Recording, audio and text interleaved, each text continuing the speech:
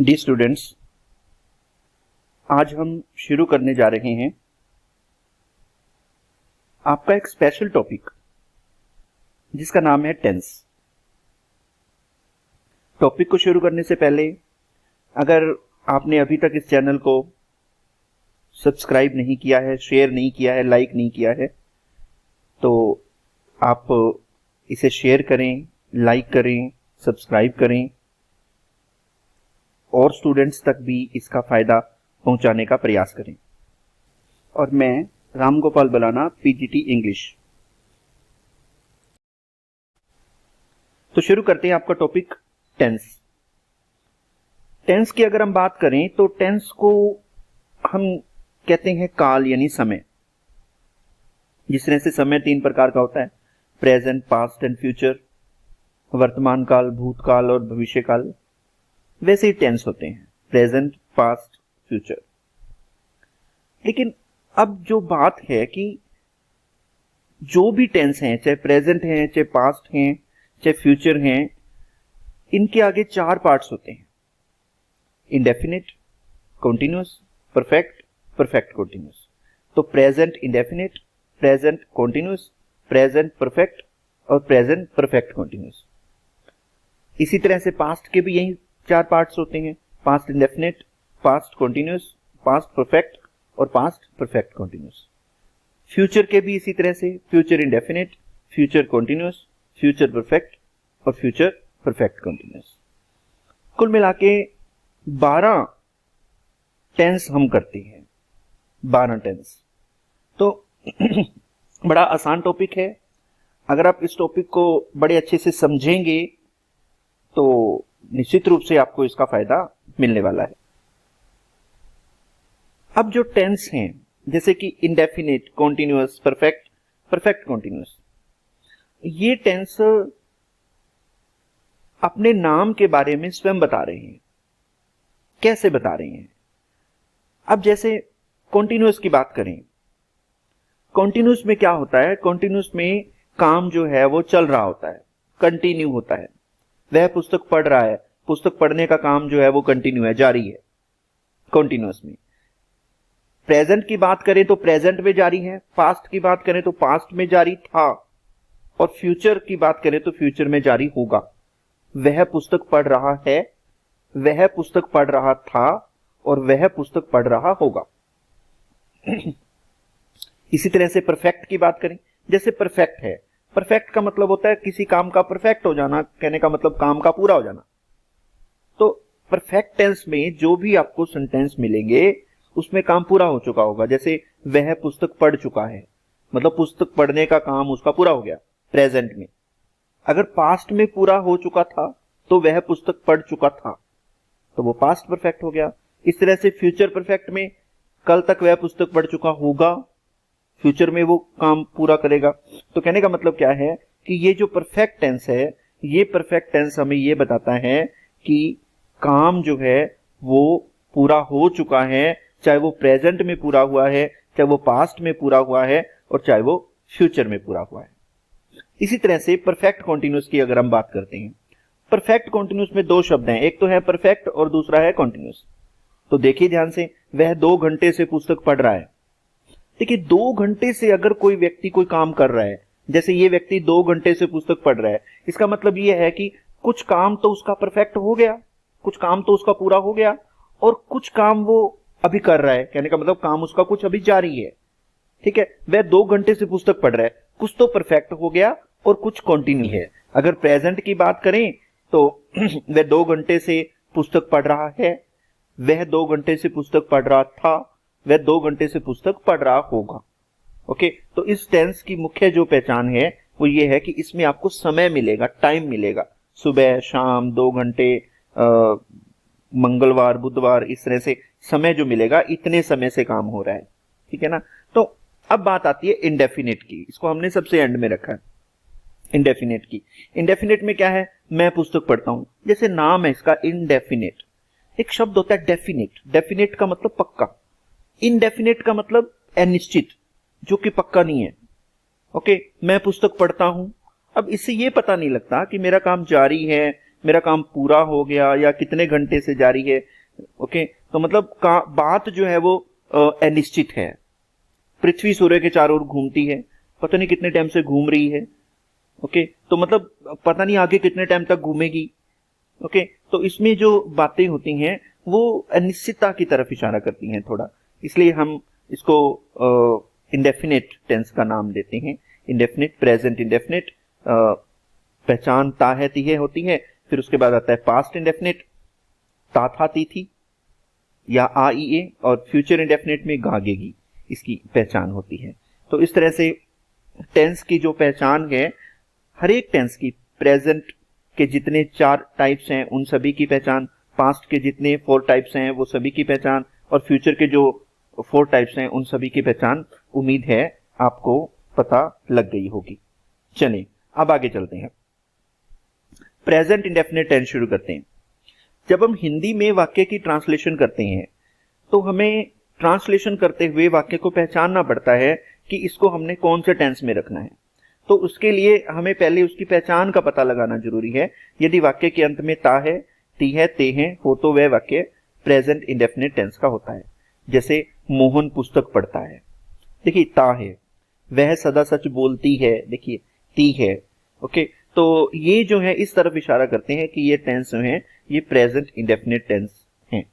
Okay, तो इसकी पहली टाइप, सिंपल टाइप, जिसको हम अफर्मेटिव टाइप भी बोलते हैं, उस टाइप में क्या होता है, या तो हम वर्ब की पहली फॉर्म का प्रयोग करते हैं या वर्ब की पहली फॉर्म के साथ एस या ईएस लगाया जाता है। तो अब हमें देखना यह है कि वर्ब की फर्स्ट फॉर्म का प्रयोग हम कहां करते हैं और फर्स्ट फॉर्म के साथ एस या ईएस का प्रयोग कहां करते हैं। यहां पे कई बच्चे उलझ जाते हैं, लेकिन आपने नहीं उलझना, बिल्कुल बड़े आसान तरीके आपको बताए जा रहे हैं।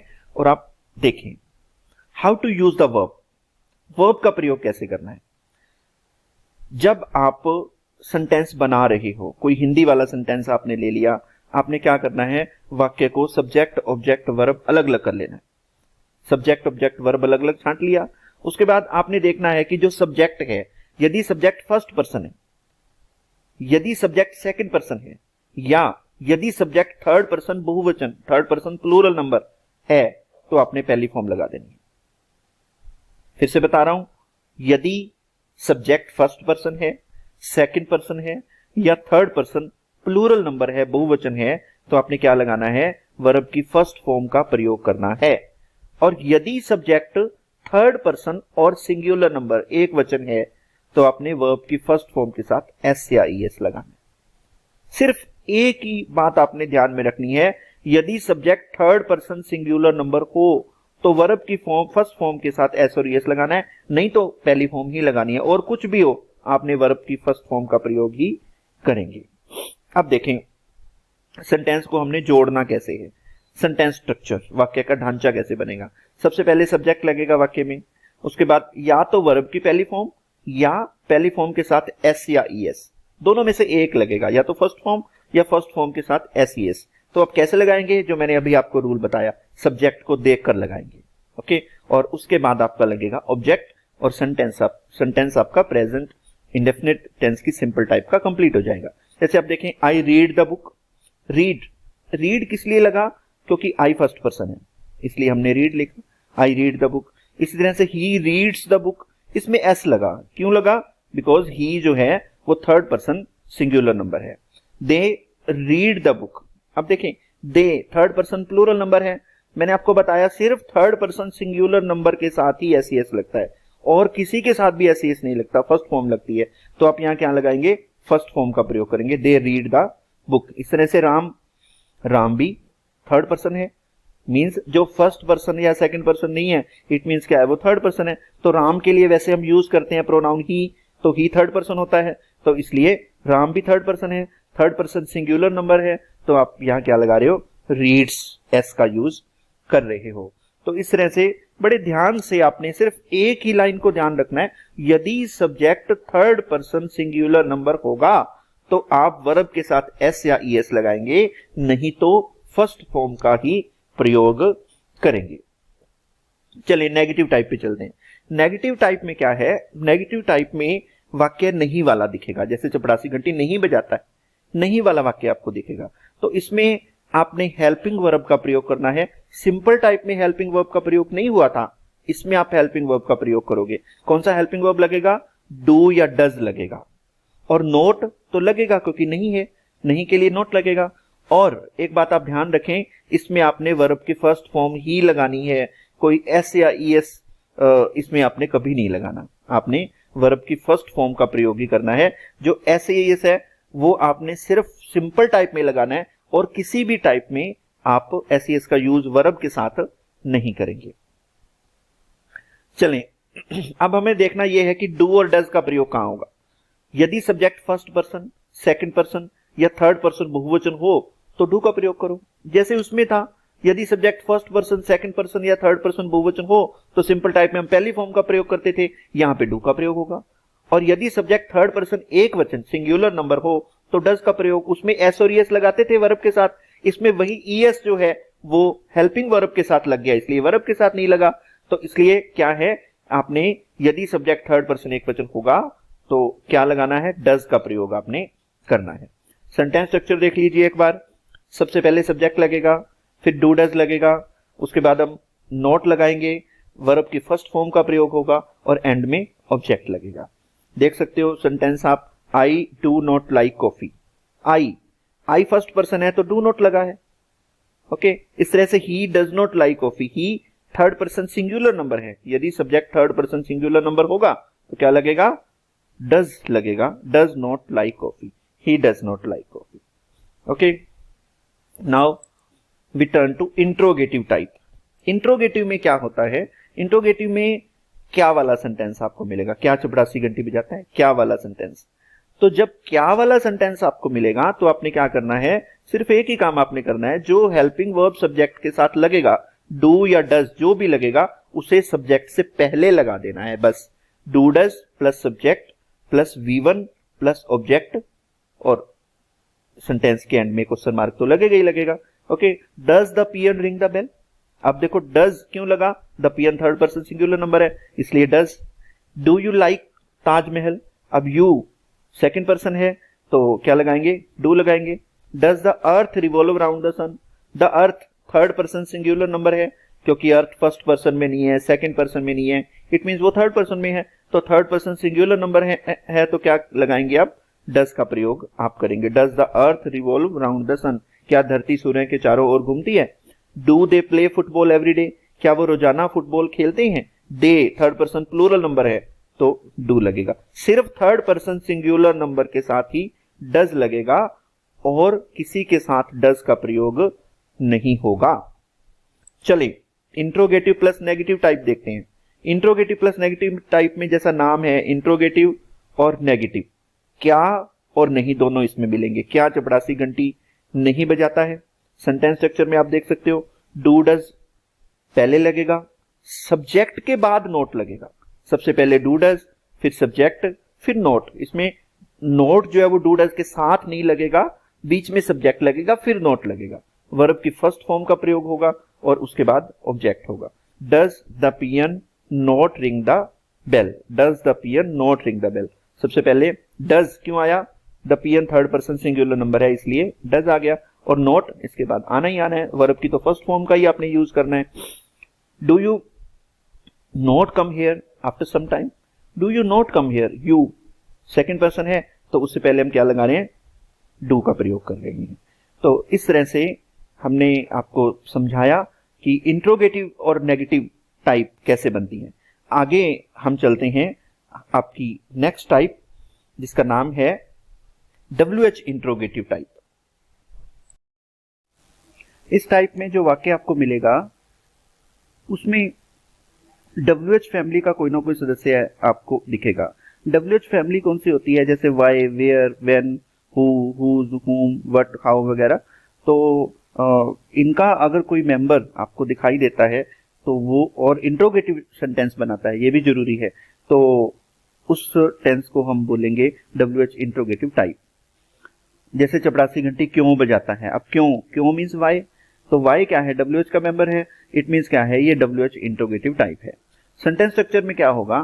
सिर्फ एक ही बात आपने ध्यान रखना है, वो ये है कि WH का जो मेंबर होगा उसे सबसे पहले रखना है।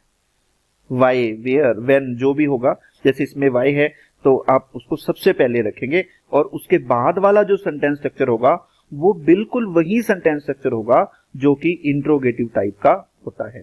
WH plus do does plus subject plus verb की फर्स्ट फॉर्म और प्लस ऑब्जेक्ट और एंड में साइन ऑफ इंट्रोगेशन हम लगाते ही हैं। Why does the peon ring the bell? Why does the peon ring the bell? सबसे पहले why WH लगा दिया, उसके बाद do does, यहाँ पे does लगा है, क्यों? क्योंकि the peon जो है वो थर्ड पर्सन सिंगुलर नंबर है। ring the bell तो वैसे ही उसके बाद वर्ब और ऑब्जेक्ट लग गया। Why does the earth move around the sun? अब देखें, the earth third person singular number है तो does लगा है, अगर प्लूरल होता तो do लगता, और सबसे पहले क्या लगाया है? WH इंट्रोगेटिव लगाया है, WH का मेंबर लगाया है। Why do you hate her? Why WH, do you, do क्यों लगा? क्योंकि यू को देखकर, यू सेकंड पर्सन है इसलिए यहां पे डू का यूज करेंगे। नेक्स्ट आपकी जो टाइप है वो है WH interrogative plus negative type. जैसे नाम से स्पष्ट है कि इसमें नेगेटिव होगा, नेगेटिव मीन्स नहीं वाला कोई सेंटेंस होगा और इंट्रोगेटिव सेंटेंस बनेगा। चपरासी घंटी क्यों नहीं बजाता है? क्यों नहीं बजाता है, नहीं भी आ गया और क्यों भी आ गया, ठीक है। तो इस टाइप को हम कहेंगे WH इंट्रोगेटिव टाइप। इसके सेंटेंस स्ट्रक्चर में जैसे इंट्रोगेटिव प्लस नेगेटिव का सेंटेंस स्ट्रक्चर बनता है, बिल्कुल वही आप बना के सबसे पहले आप WH लगा देंगे। WH plus do does plus subject plus not plus V1 plus object और एंड में question mark. Why does the peon not ring the bell? देखें, वाई WH का मेंबर आ गया, उसके बाद डज इसलिए लगा है क्योंकि the peon third person singular number है। वाई डज द peon और बाद में लगा है नोट, रिंग वर्ब की फर्स्ट फॉर्म और एंड में object. Why do you not play with your brother? देखिए, डू क्यों लगा? क्योंकि यू सेकंड पर्सन है इसलिए यू लगा है। वाई WH का मेंबर सबसे पहले लगा है और नोट, जैसे मैंने बताया है, नोट कभी भी डू डज के साथ इंट्रोगेटिव टाइप में नहीं लगता, हमेशा सब्जेक्ट के बाद लगता है, यू के बाद नोट लगेगा। Why do you not play with your brother? Why do they not clean their room daily? देखिए, दे थर्ड पर्सन प्लूरल नंबर है इसलिए डू लग गया और बाकी सेंटेंस स्ट्रक्चर आप आसानी से समझ सकते हो। तो इस तरह से मैंने आपको प्रेजेंट इंडेफिनिट टेंस करवाया। उम्मीद है आप सभी स्टूडेंट्स को ये टेंस समझ आया होगा। अगर आपको ये वीडियो अच्छी लगी है तो आप इस वीडियो को शेयर करें, लाइक करें, सब्सक्राइब करें और कमेंट भी करें। थैंक्स।